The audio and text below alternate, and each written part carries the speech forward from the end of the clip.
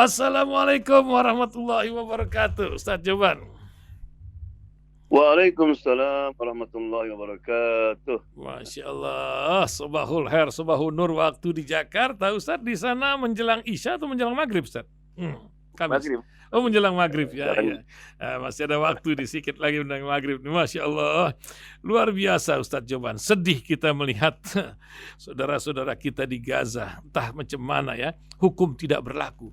Saya lihat sejelek-jeleknya Amerika hukum masih berlaku ya, karena saya dengar kemarin Donald Trump itu divonis bersalah atas 34 dakwaan. Itu ya, negeri macam begitu. ya. Nah, entah macam mana berbanding dengan keadaan di Gaza. Mungkin Ustadz Joban juga bisa menerangkan, karena Ustadz memilih tema kalau nggak salah hari ini berita dari langit itu la tahzan, jangan sedih, Allah bersama kita, insya Allah. Nah, mungkin Ustadz bisa menjelaskan awalan dan dilanjutkan dengan berita dari langit yang kita tunggu-tunggu setiap hari Jumat. Tafadhol Ustadz. Boleh. Bismillahirrahmanirrahim. Alhamdulillahirabbil alamin wassalatu wassalamu ala sayyidina Muhammad wa ala alihi wa ashabihi ajmain, amma ba'du. Ketika Rasulullah SAW berada di Al-Ghar Thawr, di Gua Thawr, ketika hijrah bersama Abu Bakar radhiyallahu anhu, Abu Bakar mengetahui, melihat kaki-kaki musuh-musuh sudah ada di pintu gua itu.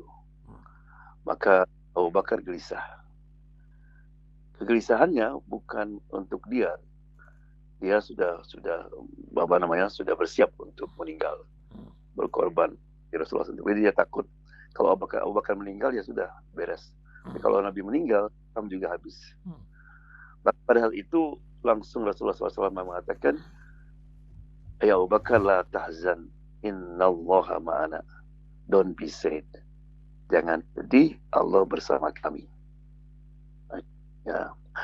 Nah, ini kata-kata la tahzan, innallaha ma'ana itu harus menjadi banner, moto kita dalam hidup ini. Right? Statistik mendengarkan bahwa kebanyakan orang yang bunuh diri di Jepang itu karena ada perasaan lonely, kesepian. Itu kan, karena kesepian itulah maka banyak orang sampai bunuh diri. Kenapa? Karena kadang-kadang dalam hidup ini memang kita kadang-kadang ditinggalkan. Saya masih ingat dulu di rumah saya itu sampai agak sulit tidur itu karena banyak sekali keluarga 9 gitu kan. Tapi tinggal ibu saya sendiri kan. Nah, ibu saya sendiri ini, kesendirian itu kalau kita tidak punya Allah kan, ya. Atau seorang istri melihat misalnya suaminya sudah agak berubah sekarang, nggak seperti dulu gitu kan. Nah, itu kalau dipikirkan dulu bisa timbul rasa gelisah, rasa sedih. Tapi kalau kita meyakini innallaha ma'ana, itu hilang semua. Ya. Oleh karena itu dalam Al-Quran Allah banyak mengisahkan tentang innallaha ma'ana ini. Ya, Nabi Ibrahim alaihissalam ketika akan dilempar ke api, itu para malaikat berturunan itu. Malaikat gunung menawarkan untuk menghancurkan api itu dengan gunung itu. Malaikat hujan juga menawarkan. Jibril menawarkan. Kata Ibrahim alaihissalam, no. Hasbunallah wa ni'mal wakil. Allah cukup bagi kami. Right? Ibrahim tidak tahu ketika itu bahwa nantinya api akan jadi dingin, dia akan selamat, tidak tahu. Right? Ya. Kenapa? Tapi dia yakin innallaha ma'ana. Allah bersama kami. Kalau Allah bersama kami, right? Allah, siapa Allah itu? Allah Al-Qawi, yang maha kuat. Al-Alim, maha mengetahui. An-Nafi, yang memberikan manfaat, yang memberikan madarat, yang menghidupkan, mematikan. Khalas. Biyadihi kulli syai', semuanya di tangan Allah Subhanahu wa taala. Demikian juga Nabi Musa alaihissalam. Ketika di belakangnya itu Firaun dengan tentaranya. Menurut al-mufassir, itu jumlah tentara Firaun itu sekitar 1 juta. Kan 1 million.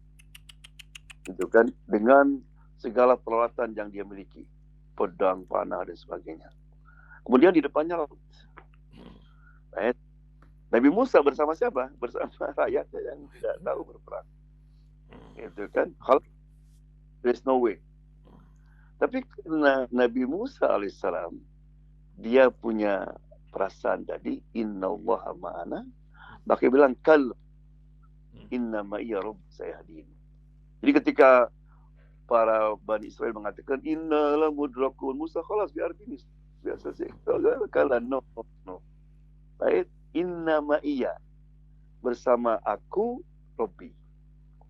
Ini menarik sekali kalau kita baca. Ketika Nabi ngomong sama Nabi Abu Bakar, Allah didulukan. Innallaha ma'ana. Innallaha ma'ana. Tapi ketika Nabi Musa, inna ma'iya, with me, dengan saya Allah. Kenapa? Karena audiennya lain. Bani Israel itu lebih percaya kepada Musa daripada Allah.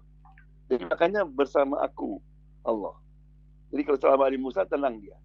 Tapi Abu Bakar begitu disebut innallaha sudah cukup sudah. Allah bersama kami lah. Karena imannya sudah tinggi ya, subhanallah. Right? Nah, ketika itu Nabi Musa tidak tahu bahwa Allah akan membukakan laut itu, nggak tahu. Tapi dia yakin karena Allah Al-Qawi yang maha kuasa, yang maha mampu, itu yang maha mengetahui segalanya, yang maha bijaksana, bersama saya, alas. He will get the way. Dia akan kasih solusi. Maka akhirnya terbelah laut itu kan. Ya. Demikian juga Nabi Yunus alaihissalam ketika di dalam perut ikan. Itu katanya ikannya itu namanya anbar, al-hut. Itu ada sebagian ikan ambar itu sebesarnya ada sebesar kayak pulau gitu. Besar sekali. Ya, pernah sahabat dulu ketika terdampar di sebuah tempat kelaparan, ya tiap hari makan ikan ambar itu. Katanya 11 sahabat duduk di atas matanya ikan itu. Itu matanya, lagi badannya. Itu makhluk. Nah ini ikan hiu ini, ikan ambar ini masuk ke dalam. Nah kalau sudah waktu malam, memang sudah malam, kemudian laut itu kan tambah dalam, tambah gelap, kemudian juga dalam perut ikan nggak ada lampu, nggak ada wifi, nggak ada internet.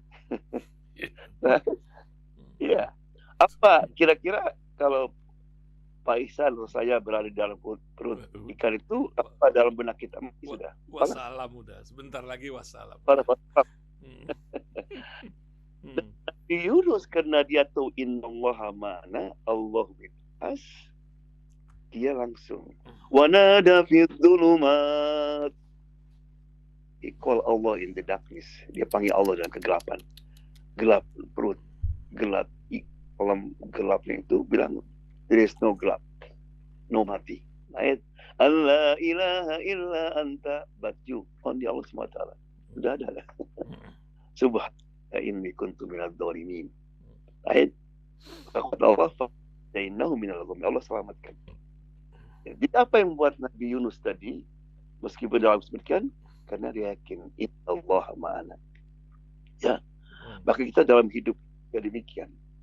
Dalam hidup ini kadang-kadang kita menghadapi sesuatu yang sudah hopeless.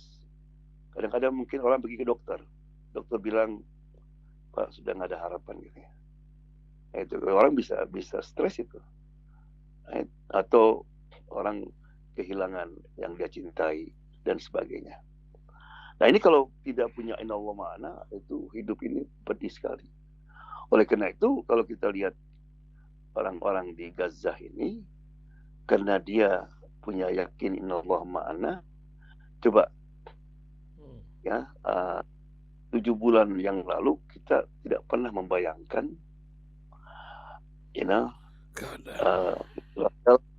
Israel yang selalu mengatakan tentara yang tidak terkalahkan. Memang betul kalau kita lihat 3 perang dengan negara Arab.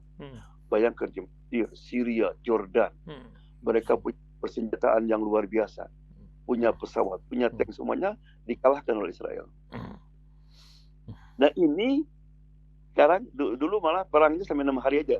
6 hari Mesir kalah. Lalu. Ini sudah hampir 8 bulan. 8 bulan sekarang. 8 tanggal 7. bulan.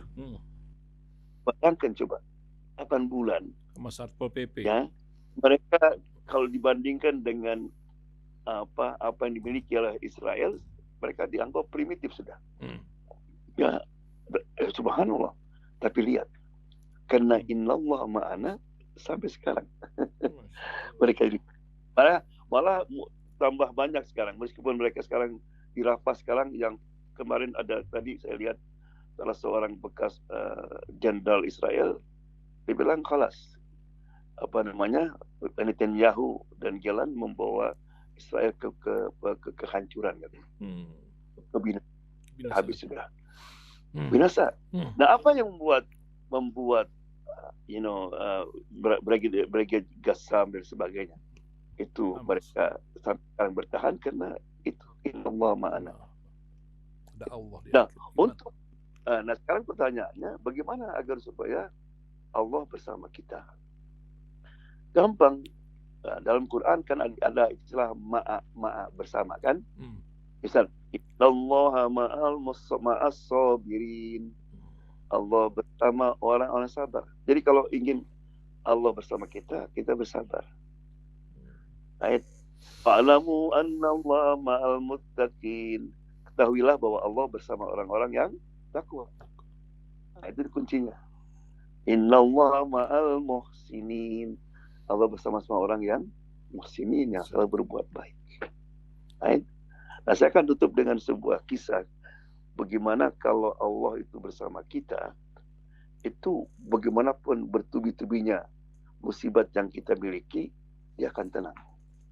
Jadi ada 2 orang dari Mesir, dia lagi jalan di padang pasir, tiba-tiba dia merasa kehausan, kemudian lihat ada tenda, ketika masuk ke tenda itu terdengar suara orang sedang berdoa. Dalam doanya itu, ya Allah, aku bersyukur kepadamu karena engkau telah memberikan kepada saya kelebihan-kelebihan yang tidak engkau berikan kepada orang lain. Wow, orang punya apa ya? Begitu masuk, ternyata orang itu buta, nggak punya tangan, nggak punya kaki. Oh, dia tanya, ente kok doanya tadi seperti itu, katanya. Bilang, look, alhamdulillah, saya punya hati yang beriman kepada Allah SWT. Saya punya lidah yang selalu berzikir kepada Allah SWT. Berapa banyak orang yang punya lidah, tapi lidahnya digunakan untuk dekat kepada Allah SWT. Yang punya hatinya. Kemudian dia tanya, kamu bagaimana hidup? Saya punya anak yang bantu saya, tapi sudah 3 hari anak saya ini nggak ada, saya nggak tahu kemana. Dia suka ngasih makan saya, bawa air untuk wudhu, tolong tarikan kan ya. Pergi dia keluar dari orang itu. Ketika dicarikan ada sebuah bukit, kemudian itu ada banyak kayak binatang-binatang mengurumi sesuatu. Ketika itu ternyata anaknya. Dia anaknya disekap sama binatang-binatang. Bayangkan coba. Orang nggak punya tangan, buta, sekarang kehilangan anaknya. Jadi dia, bagaimana saya bisa menyampaikannya? Akhirnya ingat dia kisah Nabi Ayub. Saya mulai di itu saja katanya. Kamu tahu Nabi Ayub kan? Oh ya, dia sakit 18 tahun gitu kan. Dan kehilangan anaknya semuanya, kehilangan hartanya, sakit gitu kan. Gimana reaksinya? Kalau alhamdulillah. Zikir yang dia gunakan banyak kan alhamdulillah. Kemudian anakmu juga sama, sudah meninggal katanya. Apa dibilang? Alhamdulillah katanya.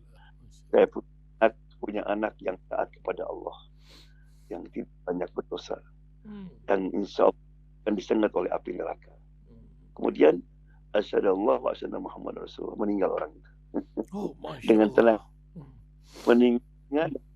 Kemudian sekarang bagaimana menguburin dia? Nggak ada kafan, nggak ada. Tiba-tiba ada orang datang pakai kuda, berapa orang gitu kan? Bilang, oh kebetulan kami ini ada orang meninggal, kita perlu dikafani sebagainya. Siapa? Ke dalam. Waktu masuk ke dalam itu orang-orang datang itu dicium-cium itu. Ya Allah, hadza Abu Kilabah. Ini muridnya Abdullah bin Abbas. Masya Allah. Abdullah bin Abbas, dia itu akan diangkat jadi qadhi, nggak mau dia, maka dia mengucap ke situ. Subhanallah. Jadi bersama Allah, nggak punya tahunya kaki, dia tenang dan bahagia. Ya, jadi marilah kita insya Allah berusaha membuat moto kita dalam hidup ini, la tahzan innallaha. Jangan sedih, maka kita insya Allah. Insya Allah. Luar biasa Ustadz Joban. Ya, mudah-mudahan apa yang kita hadapi sekarang ini ya menjadi pas pada masa sekarang. La tahzan innallaha ma'ana. Jangan sedih, Allah bersama kita. Ya itu ucapkan banyak di Gaza sekarang. La tahzan innallaha. Masya Allah, Masya Allah. Terima kasih Ustadz Joban pagi hari ini. Wah, luar biasa. Kita akan bertemu lagi di hari Jumat mendatang. Selalu doa kami buat dakwah di Amerika, mudah-mudahan Allah memberikan keberkahan dan cahaya timbul dari barat insyaallah. Terima kasih. Assalamualaikum warahmatullahi wabarakatuh Ustaz Job. Waalaikumsalam warahmatullahi wabarakatuh.